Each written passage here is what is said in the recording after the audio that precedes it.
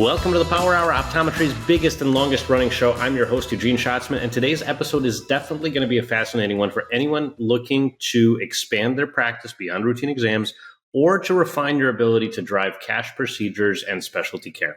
So we recorded this episode live in Orlando at Vision Expo in the Launchpad Innovation booth. And my guest today is Dr. Jordan Dow, and he's doing some really innovative things in his practice.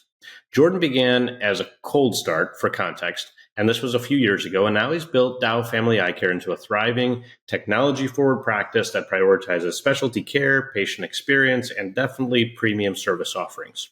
So what do we cover today? We cover a lot. First, we talk about how patient conversations can unlock new revenue opportunities. We discuss the role of pre-testing in your practice and how it sets up the premium treatment plans and their conversations. We talk about how Jordan has successfully implemented myopia management, including how he even gets Medicaid patients to pay for myopia programs. And we also do a deep dive into a new and emerging technology that trains the brain to improve vision, and also how Jordan uses it in his practice. So most importantly, we talk about the mindset of how to structure patient interactions so that specialty services feel like a natural next step for patients and not a sales pitch. So before we dive in, three things. Number one, this episode is sponsored by Revital Vision, one of the innovators featured at Vision Expo. We actually have a show coming out in a week or two, which includes a deep dive into all of their technology and innovations. Number two, quick reminder to subscribe on YouTube, Spotify, Apple Podcasts, or wherever you get your shows so that you never miss an episode. And number three, if you want to connect with me, share feedback, or suggest future guests, or just reach out, visit eugeneschatzman.com. I love hearing from you guys. Now, let's go to the show. All right, welcome to the Power Hour. My guest today, Dr. Jordan Dow. Jordan, I am excited to talk to you because you're doing so many different things in your practice, and it feels so innovative. Why don't you just give the audience a quick overview of your practice and kind of how you got into it? Yeah, so we opened up as a private practice at Dow Family Eye Care out in Jacksonville, Florida, back in 2017. And when we opened up the practice, Was it a cold start? It was a cold start. Yeah, okay. It was a cold start. So started with nothing but a hole in the ground. And we opened up and we really wanted to separate ourselves. We wanted to be a little bit different. We had a lot of different ideas what we wanted to do, and we slowly added different types of technologies into our office. Things like myopia management, things like Neuralens, radio frequency, and IPL. You know, we have a lot of different ways that we've been able to treat patients just in our little practice. Okay, so your cold start, give the audience a little bit of an idea of volume so that they understand kind of, you know, the kind of practice that you're running. Well, you know, as we were growing, obviously being a cold start, you know, slow start, and then we had that nice little COVID that went right there in the middle. And so now we've really been able to grow into a practice where we're seeing about 100, 150 patients a week. It's myself and my associate. We're about to open up a second location and have another associate coming on board. And so we've really been growing great because I think we're offering something different to the community. From a volume standpoint, what percentage of your patients are what I call it? Let's kind of start breaking down the numbers a little bit. And it's okay if they're approximate, but approximately what percentage of your patients are primary comprehensive exams and nothing else, and then what percentage of your patients are something that you'd call a specialty in your practice? So the thing about specialty is I think that specialty is actually should be part of a comprehensive exam. I think when we're talking about the patients, we're not searching for specialty patients. They're coming in with everyday problems. They're coming in with everyday complaints. And so most of our patients come in just as a general exam, and we're just simply hearing what their problems are, not just what their complaint is, but how their eyes are affecting their lives. Sometimes it's headache, sometimes it's dryness, and we're actually educating them on options out there that they've never heard of before. So tell me more about how this pre-screening happens in your office. Maybe let's start with the whole patient flow in your office. Somebody walks in and, you know, they Googled eye doctor and they found you. And they walk in the door. Give me a feel of what Dow Family Eye Care feels like. Patient walks in, and first thing is our staff has to be very welcoming. This is a family atmosphere. We want them to feel like they are taken care of. And when they go through the workup process, our technicians are always asking them questions. It's not just sit at the machine and take a picture. They're asking questions about their lives, about how they're doing, what their weekend was like, what they have plans coming up, what's in their lives. And then they get in the room and I have a conversation with them. My first question to a patient isn't how are your eyes? It's how are you? How was your weekend? What do you have planned planned for. And so we have a conversation. I learn more about a patient's life, and we use that information to basically make their lives better, which is how we're able to make the recommendations that we do. And let's go back for a second to the pre-testing. So what kind of pre-testing are you doing in your patients? Well, we're just a standard practice. We come in, and for a patient that's coming in for their comprehensive, which again is most of them, we're doing autorefractor, we're doing, IOP check, we have an Optimap, nothing too crazy out there versus most practices, I feel like. It's really what separates us is the questions, is really what direction can we take it. And so during it, if we're finding headaches, we're going to run a screening for Nerlens. If we have dry eyes, we're going to run a screening with a myopographer. If it's a patient who's under age of 18, we go ahead and run corneal topography with axial length, so we can start tracking them for myopia management regardless of what their prescription actually is. So it really differentiates based on what the patient is actually coming in talking about. By the way, do you charge extra for any of this pre-testing? Only the Optimap. Everything else we just offer as part of our routine. Okay, so patient comes in for a comprehensive, and then they go through this pre-testing, and then they're in the room with you. Now you're asking lifestyle questions. Now to you it probably seems routine, but let's go through exactly what that looks like. So when you're talking to them about their, first of all, have they filled anything out that kind of gives you a hint of what rock to look under? And if they filled something out, what does that look like? So first off, my technicians are fantastic at asking their questions, and they're going to type a little summary of how their conversations have went with the patient. What sort of problems are they experiencing? And so I'm able to know what the general problem is before I start talking. But then I start asking about what do they do? If they're a new patient, what do they do for a living? What do they do when they're not working? What do they do for fun? What's important to them in their lives? If you can, teach someone to, basically golf better, they're going to love you. Right. And when you're talking to them about this, how long is a typical exam for you? For me, we usually do 20-minute exam slots, and so we go in, have our conversation, and the conversation's a good 5, 6, 7 minutes of it, and then we go through the testing, and then it's the education part. And I think the education is just as important as the questions on the front end.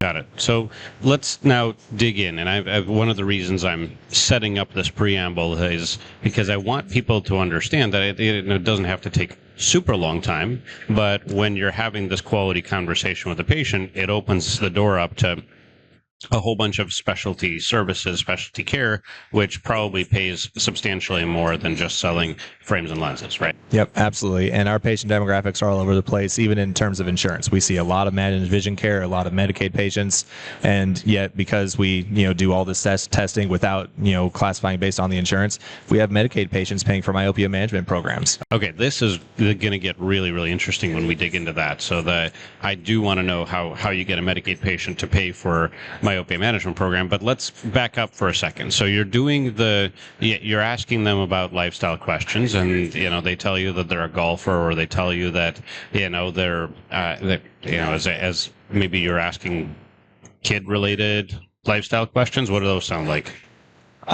It's really just, it's every patient's different. When you're seeing a family, you're talking to them about, what are they doing at home? What are they doing together? What's their weekend? And it's really, I'm looking for how do they use their eyes?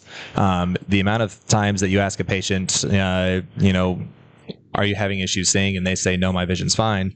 But then you start probing into how they're actually living their lives, and you start hearing about headaches. You start hearing about fatigue and strain. You start feeling like they don't feel comfortable driving at night. So you start hearing these little things when you ask these questions. Exactly. Okay, perfect. So you got, by the way, are there any favorite questions that you're asking that you're like, that you've learned over the years that you're like, okay, these are great lifestyle questions to ask? Yeah.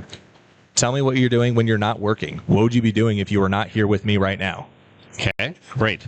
And so somebody might say, oh, I'm going boating, or somebody might say, we watch TV, or, we just chill and relax and that kind of thing. Yeah, you learn what's important to them. You hear what they want to do with their lives, because that's going to be the part that they want to improve just as much as their work. And what's the follow-up on that once you say, okay, yeah, I'm going boating? Well, then I start finding out some sort of story I have about boating, and make it relatable. It becomes a conversation. They tell me about, something about what they enjoy doing. I want to be able to have a conversation with them about it. If I don't know nothing about it, if I don't know anything about boating, I want to ask them to tell me something about boating. What does that mean? What does boating look like to them? Okay. So then they get into the conversation of, okay, this is why this lifestyle, that this is what I do, and then how do you bring it back to, and how's your vision while you're boating? Yeah. You listen for the little cues, hey, how's the glare? Do you feel like you have to squint a lot? Do you feel like you're getting a headache when you're having to, work too hard on the computer? If you're playing video games, do you get tired after a bit? Are your eyes watering a lot? You start hearing these little things. And that's something that, as eye care professionals, we've gotten, great at overall, is being able to hear patients' complaints and finding a solution to them. Okay. So I love this. So you've gotten really deep in lifestyle. Now comes the time for recommendation. Mm-hmm. Talk to me about how you do that. Well, I try knowing what we have available to us, and knowing that a patient probably has never heard of any of these things. I bring it back to what's affecting them the most. If the patient is saying something where their eyes are getting tired at the end of the day and they're getting a headache and they just want to go home and take a nap, okay, well, here's something where we can talk about making your strain a lot less. Make it so you feel a lot more comfortable at the end of the day. If we're talking about myopia, that one's pretty cut and dry. Where if your kid's showing signs of myopic progression, we go and talk to them about that. It's really going to be about, now we've gotten this information, now we know the patient, and now they feel comfortable talking to us, asking us questions. Now we're able to truly have a good conversation about, what direction do we want to do to make their lives better. Got it. Great. So when you transition to it, you kind of get them to prioritize their concerns, right? So is that glare while you're boating a big issue for you? That I'm just paraphrasing what you're telling me, and then you get them to explain, and then you get to say, well, okay, so I might have something for that. Now, before we go into your recommended treatment options and things like that, let's talk about numbers. Revenue per patient. Do you track that, and how do you track it, and do you track it by the specialties? Yeah, we don't track it by the specialties. It's kind of all lumped together. And so I know for us, we average, about $500 per patient average. Okay. When and it that all comes down includes to your it. Medicaid patients. Yeah. Because there's a lot of practices that are listening. They're saying, well, we don't take Medicaid. So, but in this case, you're saying you take Medicaid, and also you have a 500 plus revenue per patient. Okay, great. Absolutely. And then what percentage of your patients do some sort of what we'll call specialty? Ooh, yeah. So that's a tough one. I'd say because we offer so many different ones, and there's always something that we can do for a patient, maybe 20%. Okay. So 20% of your patients end up doing some sort of specialty. And what percentage of the patients that you recommend specialty services to actually take you up on a treatment plan? I mean, close to all of them. When we're talking about a recommendation for a specialty, it's because we found something that's important to them and how to affect their lives. And so typically when patients are hearing about the benefits, they want to fix it too. They want to make it better. And now that we've had the conversation, they're trusting my recommendation on it. And usually it's not about, if they want to do it or not. I already know they want it to be fixed. It's about how do we get them to convert? How do we land the plane? Got it. Okay, so we have a high percentage of patients that take you up on it, and we're going to talk about some of the specifics and how you do this in a moment. But the one other question is, obviously price comes up. Mm-hmm. And with some of these specialties, do you explain the price? Does your optician explain the price? Do you have a treatment coordinator? Tell me how your office is staffed. Yeah, so it depends on, what we're doing. If we are going to go ahead and talk about myopia management, that's a big conversation with a lot of different potential price points. And we have a patient come back for a consultation where they meet with one of my staff members that's been trained to do the consultation. Same with dry eye treatments. For something like Revital Vision, which is, the new thing that, we've been bringing into our office recently, that something is a little bit, lower on the cost level for the patient, still very profitable for us, but something that they'd never heard of as well and can help with a lot of different patients. So when we start talking about that, that's something I can just talk about to the patient in the chair and get them interested and signed up right away for that. Got it. Okay. So we're going to come back to, we're going to go through these one by one. Let's start with myopia management. Yep. So you have a myopia management, so you have a kid in your chair. And, so how do you start that conversation with the patient? Because you're saying you have a pretty high acceptance rate for your treatment plan. So let's talk about how you do that. So first off, it's, what are we trying to accomplish? When we have the kid in the chair and maybe they didn't know they were myopic, maybe they failed a screening and the parent didn't think the kid was telling the truth. Maybe the kid's been complaining for years and now we're finally getting in to get checked out. First off, we're saying they are myopic. We tell them what that means. We talk about it as a disease. It's a change in the eye structure. We're saying this is something that, has happened and it's going to get worse. As the kid grows, the eye is going to continue to change, and this is just going to keep getting worse and worse and worse every single year. Now, traditionally, we just say, here are your glasses, see you next year, and that's all we can do, knowing it's going to get worse and worse and worse. But now we have ways to get in the way of that. We can slow it down or even stop it in some cases, where we can actually keep the eye from progressing, keep your kid's eyes from getting worse, and now they are invested. Now they want to know how to do this because they don't want their kid to be in the terrible high glasses prescriptions. Right. So you say this to the parent, and most of the time the parent says, okay, fine, tell me more. And then your plan then is to bring that kid back for a myopia management consult. I give them a very brief rundown of what this is. Okay, we have different drops and glasses and contact lens options that work, like this. And so that's a lot of information. That's a lot of questions you want to have. We actually give them the information, tell them to check our website because it has some information on there. Do your research, come in with questions because I want to talk more about this. I tell them, don't get glasses today because this is serious. We need to address this. We need to come up with the right plan. Come back another day and we're going to fix this for you. Okay. And then, so tell me about the myopia management consult. Is that a medical appointment or is that how do you build that? Because we have such a high conversion rate, we actually don't charge for the consultation because we know most patients are going to convert because they're going to come in. We'd rather have the patient not have any barriers to keep them from coming in for that consultation. Okay. When they learn, they want to fix it. And so we've been fortunate enough to figure out how to have that high conversion rate, and it makes it worth it for us to do more consultations at no cost. Well, it kind of makes sense to me that you would say to a parent, hey, I need to spend more time with you educating you on this. I need you to come back for free at no cost to do a full myopia management consult. Is that what you call it, by the way, myopia management consult? Or what we do a free consultation, where we talk more about, the different options. And, another big point that we want to try to tell them is come in with questions. You do research, come in and you tell me what you find because I want to make sure that you are invested in this as much as I am. And I'm talking to the child as well. The child is going to have their own say no matter what. So. Got it. Okay. So, then take me through the myopia management consult. What are you doing? How's it go?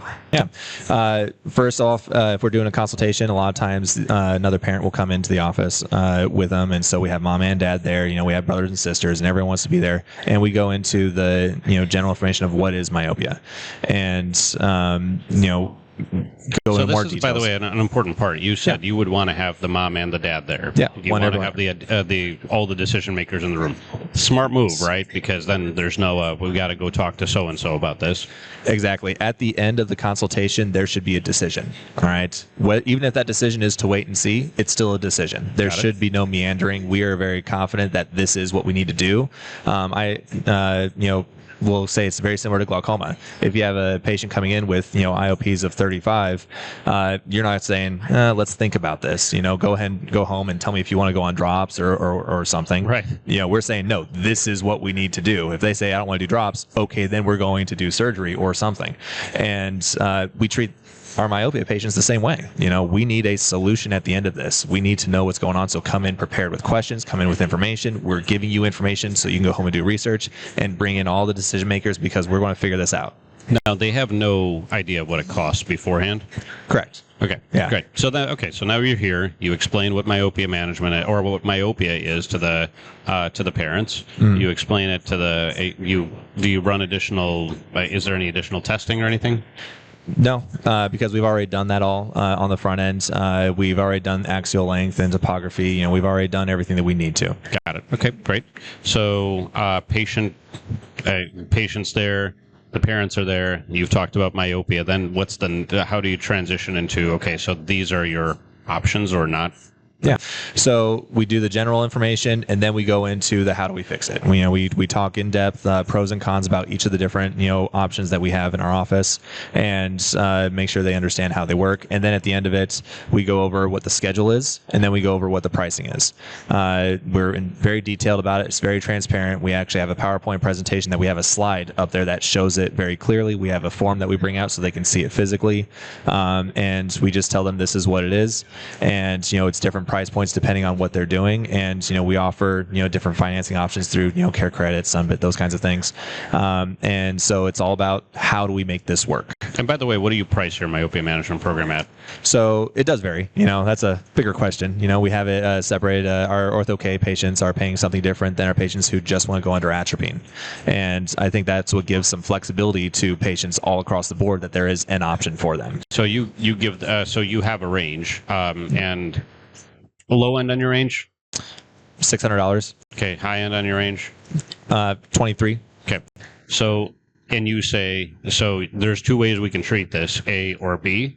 I recommend A. Yeah. I'll say, all things, taken into account here of what your prescription is, what it's been like working with the child, me knowing how sensitive they are around their eyes, how do they do when they got the drops in, all of these little details that come in during the exam, we're able to use that information to make the best recommendation for the patient. Got it. Okay, great. So, and you're saying you have a really high acceptance rate on this. Yeah. Yeah. Do you also at that point give them glasses, and because you said in the beginning they didn't get any? Yeah, and the reason why I tell them not is because I've given a brief run through of what orthokeratology is, and so basically I tell them, if that sounds interesting to you at all, don't get glasses right now, because in 2 weeks you won't need glasses. And so what percentage of your patients end up going with drops? What percentage go with lenses? I'd say about 40 to 50% do soft contact lenses, 40 50% do Ortho-K, and then the remaining kind of 5-10 kind of varies around. There is some combination of glasses drops. Got it. Okay, great. And you're finding no issues with, and you mentioned the financing thing. That's an important part of the conversation. But you're finding no issues with parents then saying, okay, I need to do this for my kid. I need to move forward. I think it's about understanding the situation, understanding being relatable to them, understanding that this is something that I'm not just telling them to do this because I said to, but because this is going to make their lives better, and that we are as invested in trying to find a solution as well. And so sometimes it is just, okay, we just need to get you regular glasses and come back in 6 months and do a check and see how things are at. But now you know what it costs, now you know what to plan for, and we just have to find a way to make this so that in the future he or she is not going to have this worst prescription. Got it. Okay, so now, and when you're thinking about, oh, by the way, one question I didn't ask is, when you're explaining myopia, how do you explain the progression component? Because that's the big fear, right? That's the thing we want patients or parents to really understand. And I've heard from other providers that that's the thing that's hardest to explain. Yeah. It's also the thing that, it's like the thing you can't see, so it's hard to explain. Yeah. Well, I tell them that if your eye was a normal size, then you would have no prescription. If it's a little too short, you're farsighted. If it's a little too long, it's nearsighted. And basically, as your child has grown, their eyes have grown longer as well, and that has made their prescription change. They used to not be nearsighted, now they are. And unfortunately, they're going to continue growing, and as they get taller, their eyes are going to continue to grow as well. And so we know their prescription is going to continue getting worse and worse and worse every single year. Great. That's a fantastic explanation. That seems like it makes perfect sense, and it would make sense to a parent because a parent understands their kid's going to grow. Okay, perfect. So we talked about myopia management. Anything else you want to add with kind of tips for the audience? One thing I really liked about what you said, and I just want to call it out, is that you're not really giving them the option. You're delivering this with enough confidence that it's not you're going to have to do something. You're going to have to do something today, and I'm recommending this. Yeah, basically, I think that the confidence is the most important thing. We all know that myopia management is important. We all know that if there were no barriers, that we would want every myopic child to be in myopia management. So treat them that way. Get them into myopia management, have the confidence. And, if there's a lot of resources out there on how to learn how to do this more effectively, more efficiently. And so there's so many different ways to be successful with this that I think that every practitioner could have some version of myopia management in their practice. Now, are you talking about price, or is your counselor talking about price? It depends on who's doing the consultation. And so we save the pricing for the actual consultation. And if it's myself doing it with the PowerPoint presentation and we go through, then I'll talk about the price. If it is my technician, then they will go over it. But I always tell the patients we have a range of sometimes this to this, and it just depends on what we choose. And really, when we come back, we'll go through which option we think is best and figure out a way to make it happen. Got it. Okay, that's great. Okay, so that's myopia management. I think that's a lot of useful information on that front. You mentioned something new. And, Yes. This whole Revital Vision thing, it certainly came up, and this is one of the reasons why I wanted to cover it at Expo here, because it's kind of a new concept for the industry. So let's talk about your experience with that. Yeah. So first off, I'll say this is very new to the United States, but the technology has actually been out there in the world for a while. And when I first heard about it, my first reaction was, that sounds crazy. I want to do some research. And so I went back and I looked at all the studies. What this actually is this is a at-home training program that you can put a patient through on their own computer, where they are teaching the brain to see better by improving contrast sensitivity. By improving contrast sensitivity, you're improving acuity. By improving acuity, you're improving stereopsis. And there's 30 years of studies showing us getting to this point. Okay. And so when we're talking about, the patients and they're coming in with problems, for me, it's how can I make your life better? And there were a lot of patients where there was no solution. An amblyopic patient who's an adult, they're 30 years old and they've had 20/50 vision out of one of their eyes their whole lives, and they've accepted it. I've accepted it. That's just the way they are. You have that frustrating patient where they're 45 years old and they should have been reading glasses 3 years ago, but they just refuse to do it. Patients that have difficulty driving at night, glare, and I don't have any solution except for giving them glasses that they don't want to wear because they see 20/20 uncorrected already. And so when we have all these different patients, these are the ones that I go home with, and I'm thinking, what could I have done better? Like, what can we do? Because I want to help every patient, and these are ones that I can't. And so Revital Vision, because it's working on a different system than what we are typically working with. Normally, we're taking the eyes, and we're making the eyes see better. We're doing different things to improve the health of the eyes, or we're improving the refraction. But whatever lands on the retina, that's what the patient gets.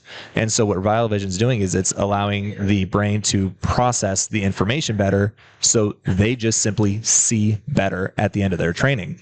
And so it's FDA approved for adult amblyopia, which is the only thing out there that does that, and a huge range of different things that we can treat. Anytime you have a patient that could benefit from improved contrast sensitivity, that's what we're really talking to patients about here. Okay, so what is the patient experience with this thing? Because you're saying this is at home. So what am I doing if I'm the patient? What am I doing at home? So we give them access to a license, and they're able to log in and create their own little portal, but then they have a computer screen. They sit about 5 feet away from the computer screen. It has to be in a dark room, and it has a good list of instructions when they're first doing this. So it's a very good tutorial on how they're supposed to set this up.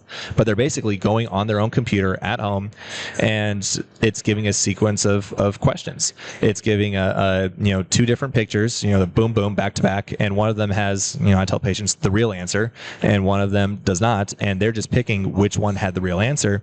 And as they get them right, the questions get harder and harder and harder. As they get them wrong, it gets a little bit easier. And so it's this constant push. It's this constant training, just like anything else. I tell my patients it's very similar to, training for a marathon or taking piano lessons. You're doing these little bite-sized sessions, and these sessions last for about 30 minutes. They do the session about 3 or 4 sessions per week, and they want to get to between 30 and 40 sessions, depending on what we're trying to fix. And at the end of that, the studies are showing, 100% improvement in contrast sensitivity, 2.5 lines improvement in acuity, improved stereopsis. It's pretty consistent, pretty wild how in ways it's improving things. And you're saying after how long? About 30 or 40 sessions, so that ends up being about 2 to 3 months. Wow. And that improvement it's not just according to the software. You can bring them back into clinic and you can see that. Yeah, absolutely. If you have the ability to measure contrast sensitivity, that's great. But if you're talking about an adult amblyop, that's an easy thing to kind of gauge. They were 20/40, 2 months ago, and now they're 20/25, 20/20. That's amazing. That's something, that's a patient that we've written off. Traditionally, we have said there's nothing we can do for this patient. And now all of a sudden, they're not amblyopic anymore. Right. So what's interesting to me is that, first of all, not a lot of people know about this, but what is the resistance? So first of all, there's so many questions. Let's start with when you explain this to the patient, how does a patient take the fact that you're giving them homework and you're going to charge them to do that homework? Again, it comes down to what are we trying to fix and how much it matters to them. We don't talk about this to every single patient, just every patient that's having a problem. If that patient is talking about, oh man, I can't drive at night because glare is terrible. I have these multifocal IOLs that just now I can't drive at night anymore and it's terrible. Or if it's again, amblyop, if they're not wanting to wear reading glasses, whatever it is, we frame the conversation around that problem, and we actually tailor the program to that specific problem as well. And so sometimes we'll have a patient that comes in that kid needs improved sensitivity under the lights while playing baseball, but then the parent doesn't want to wear reading glasses, and so we're actually talking about the same program at 2 different levels for each one. Mm-hmm. But it's really taking it again, how are we solving your problem, how are we fixing this? And it's so important that your lifestyle questionnaire kind of and lifestyle conversation that you spent an extra 3 minutes having with the patient, mm-hmm. It feeds right into this. It is. Okay, so let's talk about the economics of this whole thing. How does the patient pay? What's it cost? What is it? How do you make money? How does is there a billing code for this? There isn't a code right now. While it is FDA approved, there is a CPT code for adult amblyopia. It's not being taken by any insurances yet. And so this is still a self-pay service. Okay. And depending on the program, we charge differently. Anywhere from $200 to $600 for the patient. And what that includes their access to the license, and it includes all the information and data that we're able to monitor from the office as well to see how the patient is doing and their results. In certain ones, the company Revital Vision will actually send them glasses to help with the training for an early presbyope or a low myope. And really we do a couple follow-up visits, one at the 50% mark and one at the session completion. And they will actually get email reminders to come in to see us during those as well. So you bring them into the office for those assessments? Yes, it's just a quick little acuity check. Just, hey, how are you doing? And move on. It does not take a lot of time. It takes less time than a contact lens check. Do patients actually do this every day? Is that like... There are a few of them that are, and what's nice is I can go ahead and bring up my list of patients, with my portal, and I can actually see how everyone's doing. I can see how many sessions they've done. I can see when their last session was, and we can have I have my technicians actually call to remind them, hey, it's been a while. Why don't you go ahead and, tell me if there's any problems with this? And sometimes they went on vacation. Sometimes they forgot. Life got in the way. Bring them in, show that there's some improvements, and show them their results, and they'll get right back on the train. Right. Now, the license lasts for how long? So the license actually lasts for 1 year or 80 sessions. All right. Okay. So it's more than enough considering that even for an adult amblyop, you're capping them out at 40 sessions. That's just a big old buffer zone just in case you do need to restart. It does need a few more sessions. They did take a vacation. So if I don't do it consecutively, do I have to restart? Or how many days can I take off if I'm a patient? So when you actually have that tutorial, it says don't skip more than 7 days in a row. All right. Mm-hmm. I tell them do 3 or 4 a week. But there's also, it actually does a lockout after 24 hours. So they can't just do it every single day and then just be done in 2 weeks. It's something where, there has to be some spacing. Again, this is like taking piano lessons. Mm-hmm. You can't just practice for 8 hours in a row and just be good. You have to kind of do multiple different sessions over the course of a period of time. And that's what we're doing. We're training the brain to do something different. Well, and I love the comparison to piano lessons for your eyes or something like that, because it really is. I mean, it is teaching you and your eyes and your brain to see differently with the same stimuli. And one thing that's really cool about this is we tell patients, the studies are showing that this sticks. It lasts. It's not something they have to do every single time. Not every single year they come in, they have to redo the same price and do the same training. They have studies that show 1 year later it's stable, 2 years later it's stable, and they're working on a study right now where they're looking at what the 5-year results are. Interesting. And how many practices are using this worldwide? Do you know? It actually only launched in January of this year in the United States, but worldwide, oh boy. I don't honestly know. A few thousand? Yeah. We'll ask the company. Maybe we'll put something at the end of the show that kind of explains that. Now, how did you decide to get into this? Because this is, obviously you're kind of on the innovators list for a reason, but why did you decide that you were going to offer this to your patients? And why is it that, how did you even... I mean, obviously, anything new that hasn't been tried by 100 of your colleagues is a little bit of a risk. Is it going to work? Are the patient's going to have a good result? Tell me.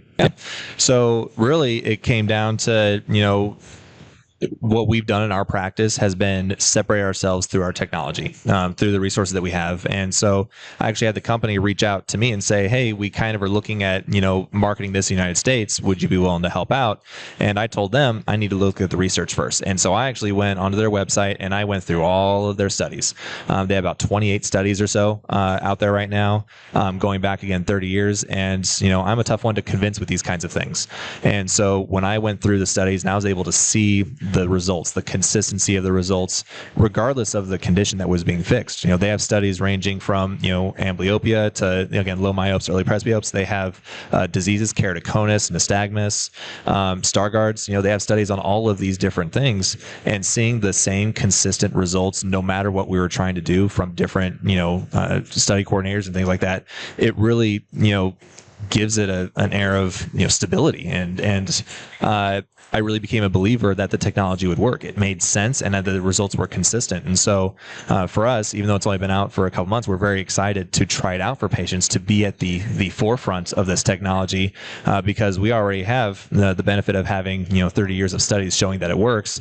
It's just a matter of, let's do it for our patients now. And have you seen your patients come back and that they actually have results that they can talk to you about? So we haven't quite had the opportunity to have anyone go for the full 3-4 months yet, or 2-3 months yet. But we do have some that are at their halfway points. Then we're getting feedback when I go through, and we're getting feedback from the patients. There's one in particular I think it's great because it's a adult male about 42 years old. They're low myope and they're early presbyope, and so they're kind of in this which one are we trying to fix? And when they started, their wife was over their shoulder, just kind of watching and saying, "Yep, that's easy, that's whatever."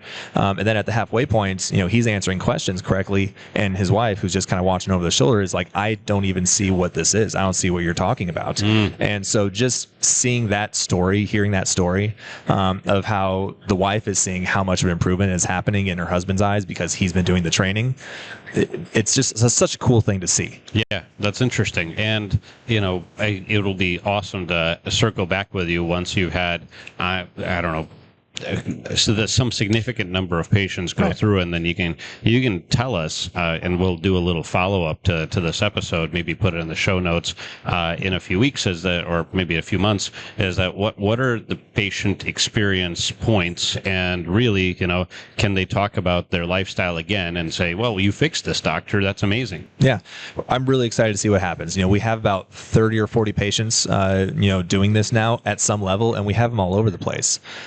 I have, amblyopes, nystagmus. I have a lot of, those little low refractive patients. I have a bunch of, honestly, going back to myopia management, a bunch of ortho-K patients that are seeing 20/25 because, there's some residual prescription, and now we're putting them onto this program additionally, and it's cleaning up that vision that they have. And so we have patients all over the spectrum on who we're helping with this, and I'm really excited to see what the results are going to be when we're all said and done. But so far, they've been very promising. Yeah, and what's fun about this is that it's helpful for the patients. And by the way, let's talk about treatment acceptance plans. When you're presenting this to patients, obviously you're saying there's a little bit of a new thing, right? Yeah. And so what percentage of the patients that you talk to about this end up saying, "Oh, awesome, let's try it"? Yeah. So first off, I'll say that we have not done any extra marketing on this. The only patients that we have talked to about this are the ones in the chair in front of us. We don't have the materials yet on how to kind of, have this go out there. And so every patient that we're having this conversation with, it is new, it is crazy. It sounds like, a snake oil pill, right? And what I tell them is I welcome them to go and look at the studies. I've seen the studies. They've made me a believer. I really want to see how this goes. And really, when we're talking about how badly does the patient want to, see better without being as dependent on their reading glasses, how is it, affecting their driving at night? And when you have these patients that are frustrated and you're just saying, I have a solution. This is a new solution. Are you willing to try it? It's a few $100s. It's as much as, a pair of glasses in some cases, but this might be something that helps for forever. Mm-hmm. And do you find yourself in a place where those patients are like ready and willing to accept it? And what percentage of the patients that you talk to about this, yeah, absolutely, let's try it? Yeah, honestly, there isn't a huge amount, high percentage that are wanting to jump in and do it. There's a lot that are interested and want to see as well, just like a lot of the doctors out there. And we're just recommending it so many times because it doesn't take more than 2 minutes to explain to a patient, I'm teaching your brain to see better. And there's so many of them that are very excited and want to try it right away. And there's a few that, they want to be able to wait this out and see how it goes. But I make a note in their chart saying, hey, we talked about this. They're thinking about it. When they come in for a follow-up, let's go ahead and see how they're doing. That makes perfect sense. What I love about this is that it positions you as a technology leader, right? Like my doctor is doing something new. My doctor is trying something new. So there's no downside to having the conversation, in my opinion, because what you're saying to the patient is, I have access to technology that most people don't have. And I have the ability to leverage that technology to help you do something that most practices don't. And so that's a big differentiator, and it's also kind of an interesting point of loyalty. Whether that patient takes you up on that treatment plan or not, you've already positioned yourself as different in their mind. And I think, kind of as you mentioned, that being a technology using technology to differentiate your practice seems like this is a key component of it. Yeah. And it's amazing how many times the patient says, well, I don't know if I really want to do this, but I tell you what, my wife would love this because she hates driving nights. She makes me drive all the time. And so it is something they're remembering. It's something that's becoming part of what they think of me and our practice. And so it really is become another differentiator for us. And it's nice because it doesn't take away from anything else.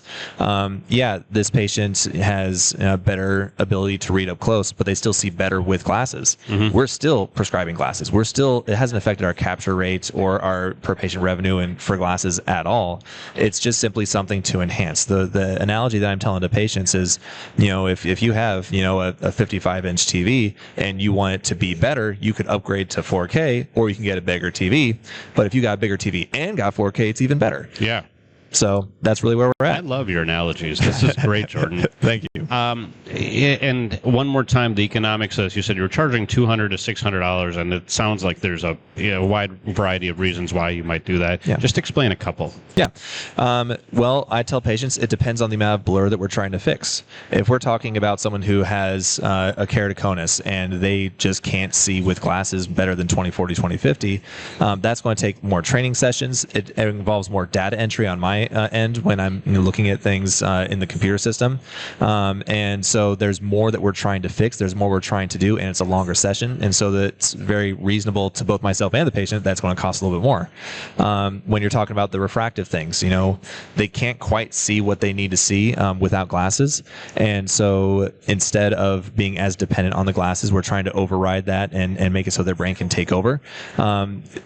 Revital Vision actually will send them glasses to help with the training, just some low power that will not actually make that so they can see it home during their day, but it will push them to work their eyes harder and improve this. That's going to be a mid-tier. If we're talking about you're already 20/20 and we're just trying to see a better quality, your multifocal IOLs, soft multifocal contact lens patients, how many of your soft contact lens patients see 20/20 in the office but say they can't see anything when they walk outside? Yeah, we're offering this to them as just an additional add-on on top of their contact lenses. And so if they're already in a place where we're just trying to enhance their vision, that's the lowest tier.